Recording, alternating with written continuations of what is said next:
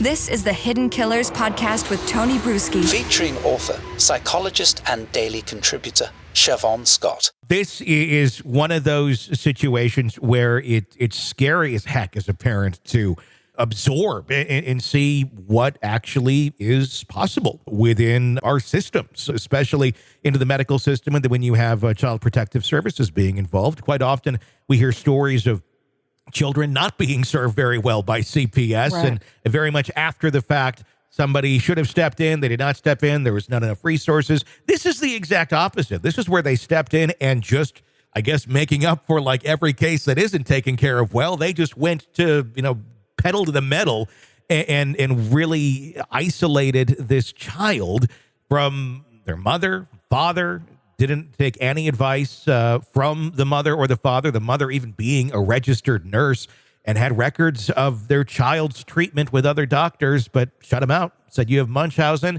and you can't be with your kid. This is shocking. Like I said, how is it that something like this, that this actually was able to take place and occur with a family being shut out that really had no reason to be pushed away from their child?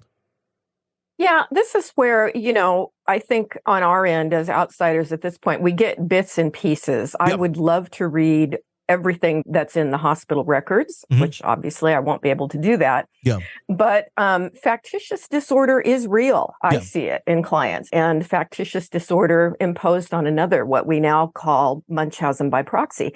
It happens, and they see it in hospitals. And it's very alarming. So, I think for things to have gotten to this point where they prohibited contact and kept the child, which is horrible. That's just not the way we want to see that go.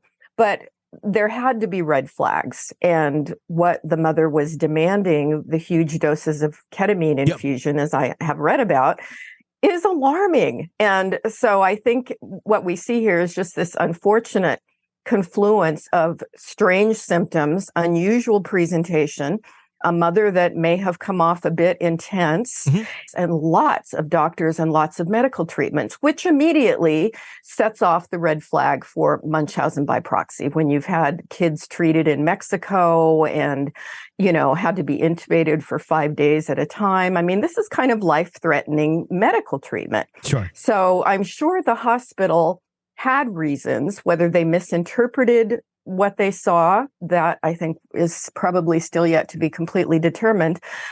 And you had a mom who was very agitated and upset, as any of us would be if we had a sick child. But yeah, ideally what we would have liked to have seen would have been teamwork, where hospital and parents come together. If there are these weird symptoms, if there are red flags that this could be some sort of child abuse, that we work together as a team, not where we create enemies. And it just sounds like a nightmare of a case. I mean, it really does. And certainly enemies were created. And at the very onset, I think most of us, most reasonable people can understand, almost like fog of war at the beginning, when she is brought in, when she had a relapse during a hurricane, and then went into the hospital to get treatment, where she had been doing well for quite some time, but obviously there was that relapse. And yes, very large amounts of ketamine, things you normally would not see. A very upset mother that was probably a bit over the top. But once all that settles down, once the initial trauma of what that moment was, it took 90-some days for this child to get back into the care of her parent, because obviously, as we know, mother actually committed suicide during those 90 days. I guess why did it take so long for everybody to try and at least get on the same page? And eventually they didn't. But why did it take so long to sit down, or for the doctors to sit down and go, okay, this isn't just an upset mother. There is a record of care here at some very decent and respected hospitals. It wasn't just, hey, we took Maya down to Mexico for an experimental treatment.